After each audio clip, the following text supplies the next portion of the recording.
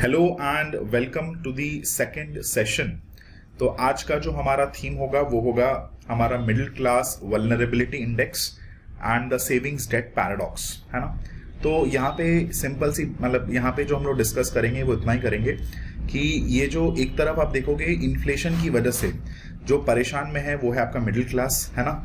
क्योंकि the rate at which the pricing prices जो आपका बढ़ रहा है वो बहुत ज़्यादा हाई है और उसके कंपैरिजन में जो वेजेस जो बढ़ रही हैं वो काफ़ी ज़्यादा कम है। सो ये जो वेजेस जो हैं ये इस इन्फ्लेशन को बीट नहीं कर पा रहा है। दूसरी चीज़ यहाँ पे आप देखोगे सेविंग्स डेट का पैराडॉक्स में यहाँ पे ये हो जाएगा कि भाई इसकी वजह से जो सेविंग्स आपकी होनी चाहिए वो आपकी हो नहीं पाएगी।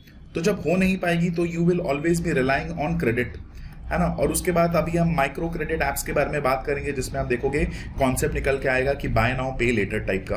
तो वहां पे जो है आप देखोगे कि कुछ लोग जो है उनकी जिंदगी आपकी उधार से ही जो है आपकी चल रही है। तो देखते हैं इसके बारे में डिस्कस करते हैं क्या है नहीं है। तो इस टॉपिक के अंदर हम यहाँ पे यही चीज बात कर रहे थे कि भाई जो कॉर्पोरेट वेजेस हैं वो काफी ज्यादा स्टैग्नेंट हो रखे हैं और दूसरी तरफ जो आपका इन्फ्लेशन चाहे हाउसिंग में हो, चाहे आपका हेल्थ केयर में हो, चाहे एडुकेशन में हो, ये काफी ज्यादा आपका बढ़ रहा है। तो ये जो कॉर्पोरेट वेजेस हैं ये इन स्टैग्नेटेड प्राइसेस को डील नहीं कर पा रहे, तो ऑब्वियसली जो बर्डन है वो मिडिल क्लास के ऊपर आपका पड़ रहा है। दूसरा इंपॉर्टेंट पैरामीटर जो आपको ध्यान में रखना है ये हेल्थ इंश्योरेंस।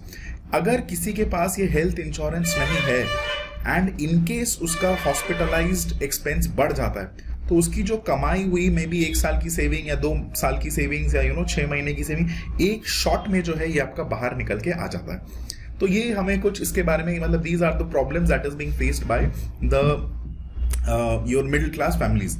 अब इंश्योरेंस के साथ एक बड़ी प्रॉब्लम यहाँ पे ये है कि इंश्योरेंस में भी ना यू अंडरस्टैंड आप एक प्रीमियम पे करते हो, है ना।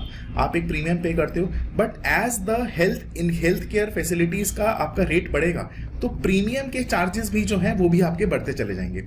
अब यहाँ पे सरकार ने क्या किया है, सरकार ने इसके ऊपर जीएसटी जो है वो आपका नहीं लगाया। तो that is one of the thing कि जिसकी वजह से इंश्योरेंस प्लान जो है आपको कंपैरेटिवली सस्ते रेट में जो है आपको मिले हैं। ठीक है, अब ये कुछ प्रीवियस ईयर क्वेश्चंस हमें देखने को मिले थे। तो ये आया था how is the growth of tier 2 cities related to the rise of new middle class. Tier 2 cities में क्या है, in comparison to the metropolitan cities जो कॉस्ट ऑफ लिविंग है इनके कंपैरिजन में काफी ज्यादा कम है।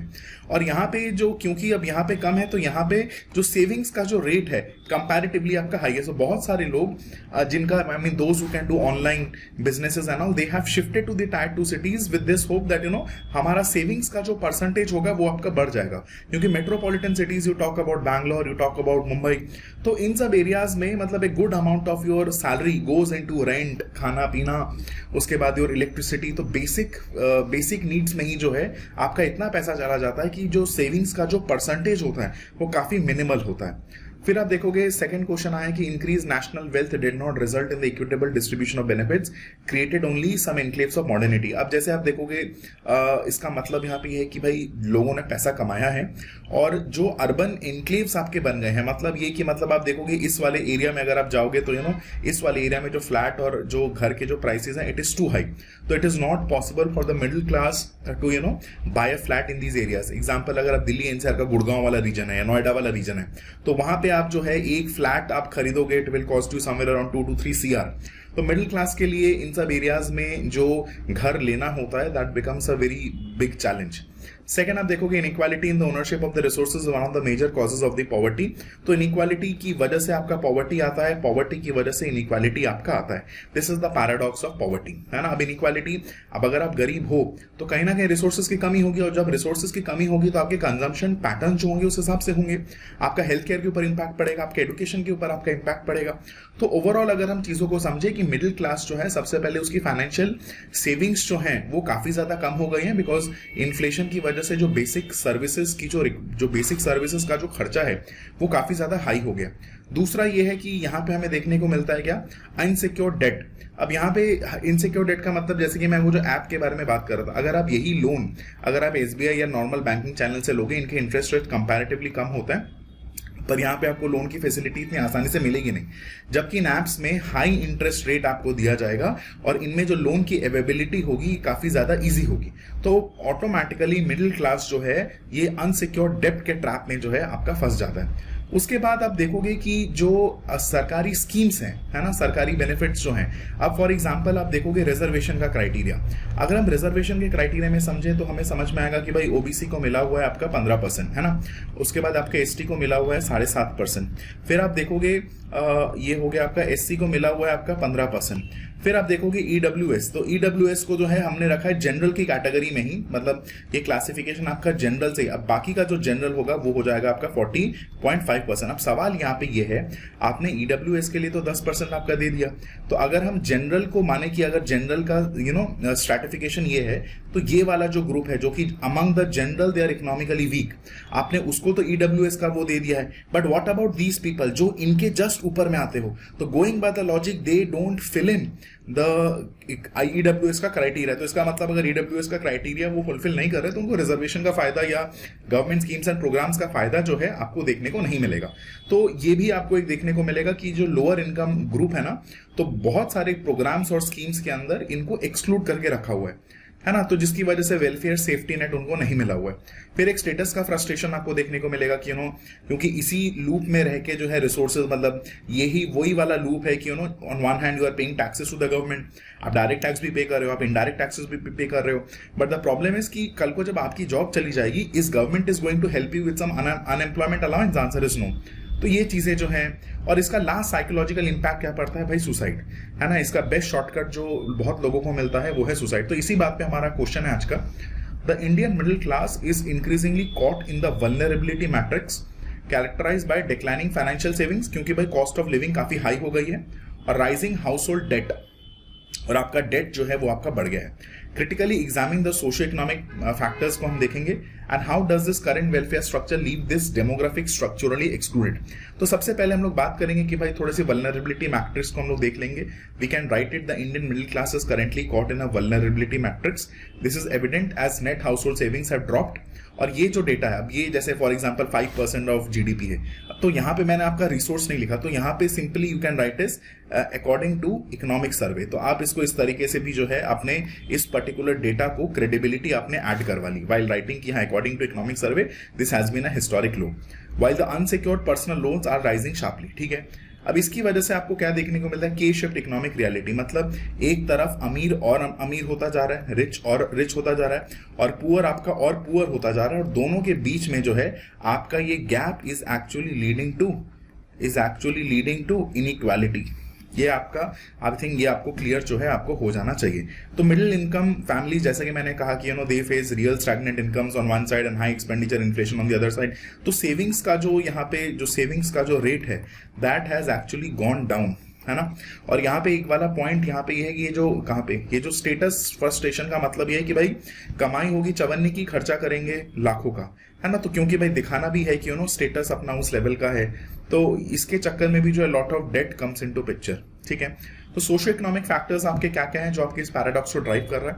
सबसे पहले भाई रियल इनकम में स्टैग्नेशन आपको देखने को मिलेगा, चाहे फूड हो, चाहे फ्यूल हो, चाहे हाउसिंग हो, इसमें काफी ज्यादा इन्फ्लेशन देखने को मिलेगा, और जो कमाई आपकी जो सैलरी है वो काफी ज्यादा नॉमिनल है। तो सेविंग कैपेसिटी जो है वो इस इन्फ्लेशन के चक्कर में उनका जो परसेंटेज है काफी आपका कम हो गया।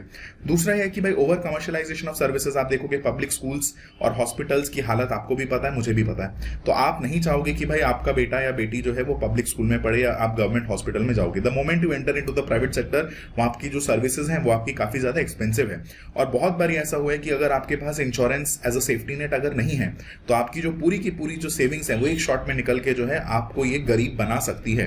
तो आउट ऑफ एक्सपेंडिचर जो है इन एरियाज के अंदर आपको बहुत हाई होता हुआ देखने को मिलेगा। तीसरा है कि भाई स्टेटस फॉर्मेशन। अब आप देखोगे सोशल मीडिया के जमाने में जब आपको देखने को मिलेगा लग्जरी लाइफस्टाइल एंड ऑल, तो आप क्या करोगे? आप दूसरों को दिखाने के चक्कर में लोन लेके जो है आपका जो कंजम्पशन होगा वो आपका बढ़ जाएगा, और ये आपको बहुत ज्यादा नॉर्मल लगेगा। But at the end of the day आप देखोगे कि अगर आपकी रियल इनकम में ही इजाफा नहीं हुआ है, तो क्रेडिट के ऊपर जो है आपका क्रेडिट के ऊपर आप कब तक चीजों को चलाओगे? तो ये काफी ज्यादा अनसस्टेनेबल डेट जो है ये आपका क्रिएट हो जाएगा। मतलब यू अंडरस्टैंड ना कि आपकी सैलरी है 15 से 20 हजार की, है ना, आपकी सैलरी है 15 से 20 हजार की, बट आपने जो है आईफोन यहाँ पे ले रखा है, 70-80 हजार का फोन लेके रखा है। अब आप सोचोगे कि भाई मतलब यू अंडरस्टैंड 70-80 हजार का फोन 20 हजार, तो इस तरीके से 5-5 भी अगर पे 5-5 हजार रुपए भी आप पे करने चलोगे तो 16 महीने जो है आपको इसको पे करने में ही चले जाएंगे।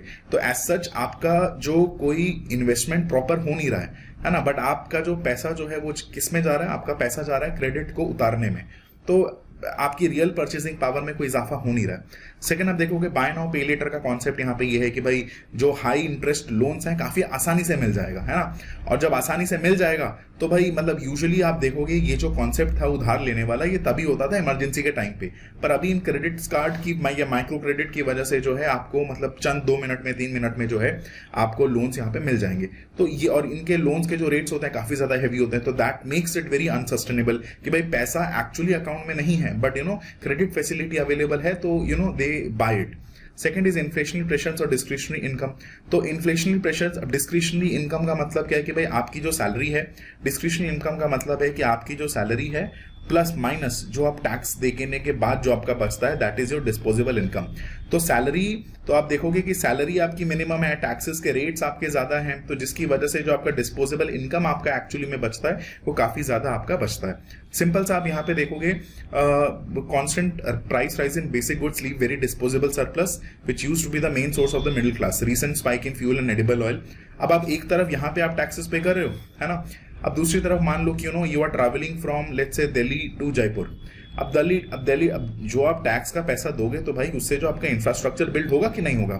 अब आप सोचो कि इस इंफ्रास्ट्रक्चर में बिल्ड करने के लिए भी जो है सरकार ने यहाँ पे टोल टैक्स लगा रखा है, तो एक तरफ आप डायरेक्ट टैक्सेस भी दो और दूसरी तरफ जो है आप टोल टैक्स भी यहाँ पे दे रहे हो। तो यहाँ पे हो क्या रहा है कि भाई जो डिस्पोजेबल इनकम जो आपकी बचनी चाहिए वो आपकी ऑटोमेटिकली कम हो जाती है। फिर आप जाओगे दिल्ली से देहरादून, तो दिल्ली से देहरादून में भी जो है टोल टैक्स कम से कम नहीं तो it is almost somewhere around 600 plus, है ना, तो 600 प्लस का आप यहाँ पे टोल टैक्स दोगे। तो एक तरफ आप गाड़ी लेते टाइम जो है आप टैक्सेस पे करोगे, है ना, आप वहां पे परिवहन को एज अ टैक्स दोगे, रोड टैक्स दोगे, ये सब दोगे। फिर जब आप बात आएगी ट्रैवलिंग की तो भाई फ्यूल में भी आप टैक्स दे ही रहे हो। फिर जब आप रोड इस्तेमाल करोगे तो वहां पर भी जो है आपको यहाँ पे टोल टैक्स को देना पड़ेगा। तो अगर आप टैक्सेस ही देते चले जाओगे तो आप देखोगे जो डिस्पोजेबल इनकम है वो आपकी काफी ज्यादा कम हो गई है। अब structural inclusion from the public welfare, तो यहाँ पे इस चीज को अगर हम समझे कि जैसे कि मैंने आपसे बताया SC ST OBC और जनरल को ये बोला गया कि भाई जनरल जो है जो EWS है वो अमंग द जनरल, मतलब अगर ये जनरल है तो भाई ये वाला जो लोअर रंग है सोसाइटी का हम इनको देंगे EWS का स्टेटस। तो सवाल यहाँ पे यही आ जाता है कि ये वाले जो लोग हैं कौन से वाले, ठीक इनके ऊपर वाले, ठीक इनके ऊपर वाले, क्या वो अमीर है? द आंसर इज नो, वो भी तो पुअर की कैटेगरी में है, पर going by the criteria of EWS तो ये जो है ये वाला जो तबका है ये सरकारी स्कीम का फायदा नहीं ले सकता, है ना। तो ये भी ये भी आप देखोगे कि इसमें भी जो है इन वाले लोगों को जो है बहुत सारी मुश्किलों का सामना यहाँ पे करना पड़ सकता है। तो middle class is structurally excluded from the Indian welfare due to its targeted rather than universal design. अब जैसे ये वाले लोग किस किस चीजों से वंचित रह जाते हैं, नेशनल फूड सिक्योरिटी एक्ट के तहत जो है इनको बेनिफिट नहीं मिलेगा। आयुष्मान भारत जो कि आपका इंश्योरेंस से रिलेटेड हेल्प करने की कोशिश करेगा वहां पर भी जो है आपको बेनिफिट देखने को नहीं मिलेगा, है ना। तो ये सारी अब ये जो वेलफेयर स्कीम्स के अंडर जो आपकी बेनिफिट है वो आपको मिलेगा बिलो पॉवर्टी लाइन फैमिलीज को मिलेगा। तो जिसकी वजह से ये जो मिडिल वाला जो मिसिंग है ना, मिडिल वाला जो कंपोनेंट है ये आपका मिसिंग हो जाता है। मतलब you understand it like this कि ये वाले लोगों को तो जरूरत नहीं है। कौन से वाले लोगों को?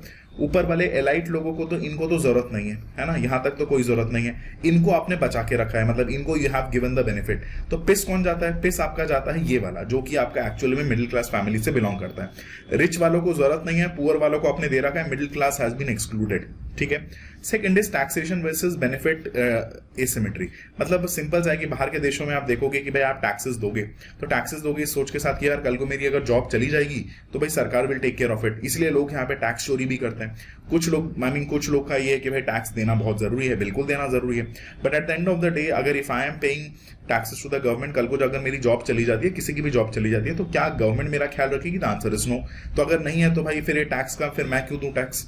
तो ये वाला जो मतलब बेस टैक्सेशन और बेनिफिट का तो आपको एक एसिमेट्री आपको देखने को मिलेगा। Second is lack of quality universal public goods. Public goods में आप देखोगे कि भाई ज्यादा देन हाई क्वालिटी पब्लिक इंफ्रास्ट्रक्चर बनाने की बजाय मतलब कैश ट्रांसफर्स जो है आपको यहाँ पे देना पड़ रहा है। कैश ट्रांसफर या फ्रीबीज का जो कल्चर है वो आपको यहाँ पे देना पड़ रहा है। और ये फ्रीबीज, अब वही चीज मैंने यहाँ पे बोला, डबल पे, paying taxes for the services they avoid and paying private fees for the services. अब आप सोचो कि इन्हीं टैक्सेस के पैसों से आप एक अगर अच्छा हॉस्पिटल बनाओगे तो हॉस्पिटल अगर गवर्नमेंट हॉस्पिटल होगा तो उसके चार्जेस आपके मिनिमम होंगे, है ना। सिमिलरली आप सोचो कि वहां से आपने इंफ्रास्ट्रक्चर बनाया तो कनेक्टिविटी आपकी अच्छी होगी, पर आप सोचोगे एक तरफ आप टैक्स के पैसे से फ्रीबीज दोगे और इंफ्रास्ट्रक्चर की जब बात आएगी तो अब वहां पे जो है आप वहां पे टोल टैक्स जो है बैठा दोगे। अब टोल टैक्स के जो है फिर आप वसूली करोगे उस इंफ्रास्ट्रक्चर प्रोजेक्ट की। फिर आपका इंश्योरेंस गैप यहाँ पे देखने को मिलेगा। टू वेल्दी लोगों के लिए तो जरूरत नहीं है, और जो टू पुअर लोग हैं, है ना, वो जो है हेल्थ इंश्योरेंस अफोर्ड कर नहीं सकते। तो अब आप देखोगे कि अगर टू वेल्दी को तो कोई दिक्कत होगी नहीं, अगर पुअर और मिडिल क्लास को अगर किसी भी क्रिटिकल इलनेस के तहत अगर हॉस्पिटलाइजेशन होना पड़ गया तो ऑटोमेटिकली आप देखोगे फाइनेंशियल र्यून जो है उनको फेस करना पड़ेगा, क्योंकि सारी सेविंग्स जो है आपकी एक शॉट में बाहर निकल आएगी। फिर आप देखोगे absence of middle income housing policy. PM Awas Yojana या फिर ईडब्ल्यूएस या फिर लो इनकम कैटेगरीज के तहत अगर आप अफोर्डेबल हाउसिंग दोगे तो टारगेटेड ग्रुप आपका फिर यही वाला है ना। इन मिडिल क्लास के लिए जो है फिर आपको यहाँ पे देखने को नहीं मिलेगा, तो उसमें भी फिर आपको धांधलेबाजी है। तो सेकंड यहाँ पे तो वे फॉरवर्ड में हम क्या बोल सकते हैं कि इंडिया मस्ट शिफ्ट फ्रॉम, सो यहाँ पे इस तरीके से स्टेटमेंट को ना ऐसे ना लिखने, तो इसको ऐसे लिख सकते हैं according to economic survey. So हमारी बात को एक क्रेडिबिलिटी सी मिल गई। According to economic survey India must shift from targeted cash transfers to provide high quality universal public education and healthcare to stabilize the middle class। और RBI को ये ध्यान में रखना चाहिए ये जो आपके प्रेडेटरी माइक्रो लेंडिंग एप्स जो हैं वो कहीं ना कहीं जो है long term systematic house hold crisis का रीजन ना बने। तो हमने सारा का सारा जो है लेखा जोखा हमने गवर्नमेंट के ऊपर डाल दिया, है ना। तो आई जस्ट होप आपको ये समझ में आया होगा कि किस तरीके से जो है इसका आंसर। अब ये वाले पॉइंट्स जो है you also need to understand, मतलब कहीं पे मतलब what are the keywords we can use it over here. तो अगर आपका मिडिल क्लास से आया, है ना, अगर आपका मिडिल क्लास से आया या फिर आपके पुअर से रिलेटेड कुछ क्वेश्चंस आए तो इन पॉइंट्स को जो है आप अपने आंसर्स में इंक्लूड कर सकते हो, है ना। तो ये मैंने आपको डिस्कस कर दिया and these points can be used anywhere and everywhere based upon कि क्या कॉन्टेक्स्ट है क्वेश्चन का, आप उसको यूज यहाँ पे कर सकते हो। तो आपसे मुलाकात होगी फिर अपने नेक्स्ट सेशन के अंदर। Thank you so much and I hope आपको ये सेशन जो है आपको अच्छा लग रहा होगा। Please right me in the current comment section कि आपको कैसा लग रहा है, नहीं लग रहा है। नेक्स्ट क्लास में हम लोग बात करेंगे women development to women led development के बारे में, ये हमारा थीम 3 होगा। So thank you so much.